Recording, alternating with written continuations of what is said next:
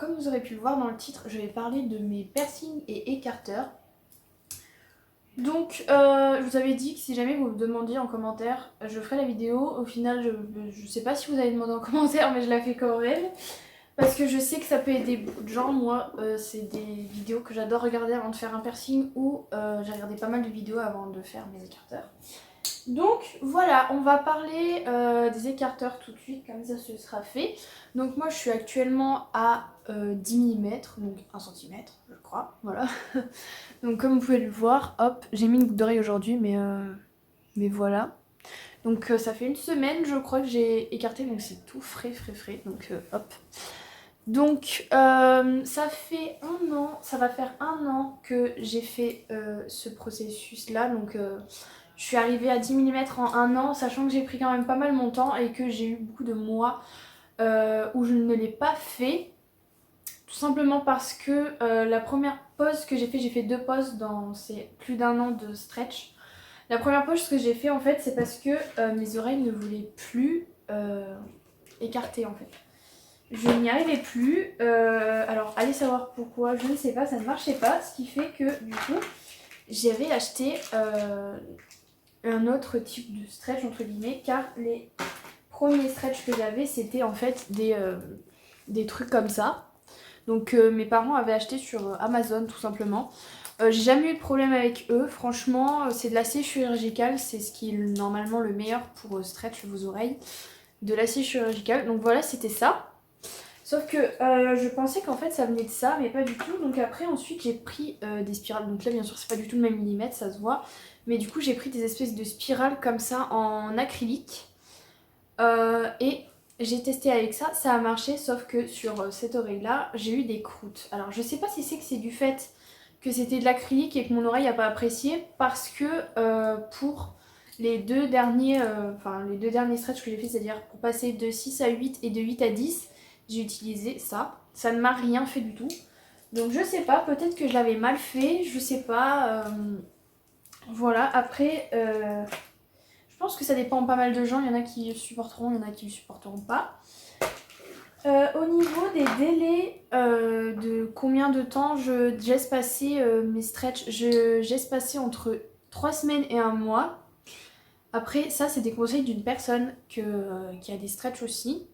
La personne m'avait fait un long message pour expliquer comment elle faisait. Donc j'ai suivi ses conseils, j'ai jamais eu de problème. Après, je pense qu'il faut voir aussi au niveau de votre lobe d'oreille comment, comment il réagit. Moi, je sais que 3 semaines, un mois, c'était cicatrisé. De toute façon, j'ai l'impression que je cicatrise euh, très très facilement. Vous le verrez par rapport à mes piercings, comme je vous expliquerai. Moi, personnellement, j'ai eu aucun problème. Au niveau de petits conseils que je peux vous donner autres, surtout pour stretch vos lobes d'oreilles, ne mettez surtout pas des tunnels en silicone. Merde, je me fais tomber un. Des tunnels en silicone comme ça, parce que en fait, alors d'après ce que moi on m'a expliqué, en fait ça va suinter à l'intérieur et ça va faire des infections, et ça c'est vraiment pas cool. Franchement, c'est pas cool du tout. Et aussi quand vous voulez changer, parce que là vous voyez moi c'est mon tunnel en acier chirurgical. Moi de toute façon j'aime bien, donc je change pas forcément. Après j'ai des petits écarteurs que je vous montrerai après, que j'ai commandé sur AliExpress. Mais des simples tunnels comme ça, moi ça me va. Mais ce que je veux dire c'est que des trucs comme ça en silicone, il vaut mieux attendre que votre lobe soit bien cicatrisé. Comme ça évitera que ça fasse des infections. Et après les infections, je pense pas que tout le monde a envie d'avoir une infection à l'oreille, hein, franchement. Après au niveau de la douleur, je pense qu'il y en a certains qui doivent se poser la question. Les premières fois où j'ai stretch, j'ai rien senti du tout.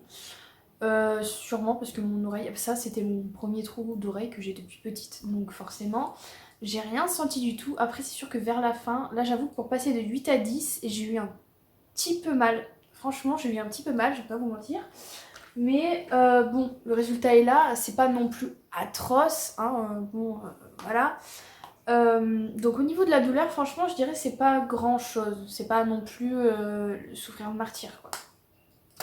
Je crois que je ne vous ai pas expliqué le moyen de procéder, de comment on fait. Alors je vais pas vous faire un tuto, normalement c'est quelque chose qui ne se fait pas chez soi, c'est quelque chose qui se fait chez un perceur. Il y en a beaucoup qui le font chez soi, moi j'ai décidé de le faire chez moi parce que ben, je savais que par exemple j'allais respecter les délais entre chaque stretch parce que ben forcément j'ai pas envie de faire n'importe quoi avec mes oreilles, hein, j'ai pas envie de me retrouver avec une oreille coupée en deux. Donc voilà, mais je sais que personnellement moi donc je prenais une douche avant. Alors les premiers temps je prenais une douche bien chaude avant. Je mettais comment on dit, le pommeau de douche sur mon oreille, comme ça chauffe l'oreille, on la masse. Je prenais de la vaseline, donc moi je l'achète chez Action, parce que c'est vraiment le seul endroit où je la trouve pas chère, parce que la première fois que j'avais acheté en pharmacie, c'était dans un tube et c'était un peu chiant. Là franchement, bon là vous voyez j'ai bouffé le bordel, mais j'en ai un autre en stock, mais c'est pas grave. Donc soit de la vaseline, soit de l'huile de jojoba. Moi la personne à qui j'ai demandé conseil m'avait dit de l'huile de jojoba, mais l'huile de jojoba franchement ça coûte hyper cher, c'est horrible combien ça coûte, donc c'est pour ça que moi j'ai pris de la vaseline. Et les derniers temps, j'avais trouvé une petite technique. Attendez, j'ai perdu mon gros truc. En fait, c'est que donc je mettais ça. Donc je cherchais pas forcément à comment dire à stretch directement, donc je le mettais. Je mettais bien sûr un petit truc en silicone derrière pour éviter que ça bouge dans la nuit et que du coup ça se rétrécisse. Parce que si jamais vous l'enlevez, bien sûr ça se rétrécit hein, forcément. Ça se rétrécit. Donc je mettais ça et quand j'allais à la douche, j'essayais de faire passer directement avec le pommeau de douche et ça passait nickel. Franchement, c'est vraiment très dommage que j'ai pas trouvé cette technique avant parce que sinon je l'aurais fait et ça serait passé comme ça. Mais franchement, quand j'ai découvert ça les 2 dernières fois, je me suis dit oh non, pourquoi j'ai pas découvert ça avant? Donc j'étais obligée de vous parler de ça. Voilà, je pense avoir fait le tour au niveau des écarteurs. Je vais vous montrer juste les petits écarteurs que j'ai achetés. Alors moi je les achète sur AliExpress. Mais en fait ils sont pas là. Non, je suis dégoûtée, je les ai oubliés. Je croyais qu'ils étaient dans le truc. Bon bah je vous les montrerai pas. Mais si jamais vous voulez les voir, et ben suivez-moi sur Instagram, envoyez-moi un petit message privé. Si jamais vous voulez vraiment les voir. Parce que voilà, je vous les enverrai avec plaisir. Maintenant, on va parler de mes piercings. Alors en tout, si on compte, j'ai 1, 2, 3, 4, 5, 6, 7 piercings. C'est parce que les trous d'oreilles sont considérés comme des piercings, mais sinon 3 piercings hors trous d'oreilles. Mais mes 3 piercings, je les ai fait chez Kilian 2 à Clermont-Ferrand. L'adresse exacte, il me semble, c'est 18 rue, je sais plus quoi. Attendez. Parce que j'ai les petits papiers, 3 petits papiers de mes piercings. Il doit y avoir l'adresse dessus. Attendez. Il n'y a pas l'adresse dessus. J'ai l'adresse sur mon téléphone de toute façon, je l'avais mise. Alors voilà. C'est 18 rue des Gras à Clermont-Ferrand, donc dans le 63, dans l'Auvergne, dans le Puy-de-Dôme en Auvergne. Franchement, ce perceur, enfin ces perceurs, parce que je suis tombée sur 2 perceurs différents. Enfin, je suis tombée pour ces deux-là, je suis tombée sur le même perceur. Et pour celui-là, le dernier que j'ai fait, bah, il y a peut-être... Non, il y a un petit peu moins d'un mois. Je suis tombée sur un autre et franchement, que ce soit l'un ou l'autre, ils sont super géniaux. Ils donnent des conseils, ils sont là à détendre la personne, ils sont super géniaux, franchement. Hyper rapides, pas de soucis d'hygiène. Franchement, si vous êtes du 63 ou aux alentours, je vous recommande vraiment d'aller chez Kilian 2. Ils sont géniaux. Franchement, c'est super. J'aime trop, j'aime trop. Donc toutes les autres personnes que je ferai, je crois que j'irai que là-bas parce qu'ils sont super. Donc au niveau des soins de mes piercings et des douleurs, alors ça c'est le Nostril, ça va faire plus d'1 an que je l'ai, je crois, oui. Niveau douleur, franchement, allez, 1 pour chipoter parce que ça a piqué, mais sinon vraiment 0 douleur. Niveau cicatrisation, j'ai juste eu une petite excroissance, mais elle est partie comme ça. Alors moi j'ai pas testé, mais on m'a dit qu'apparemment l'huile d'arbre à thé enlevait les excroissances qui mettent beaucoup de temps à partir, donc je sais pas si c'est vrai, j'en sais rien, mais apparemment oui. Donc voilà, maintenant il va très bien, c'est plus du tout mon piercing médical. J'ai changé et j'ai eu beaucoup de mal à changer de piercing parce que je ne comprenais pas le système de fonctionnement. Bref, c'est complètement... c'est un peu de ma faute, hein, c'est un peu moi.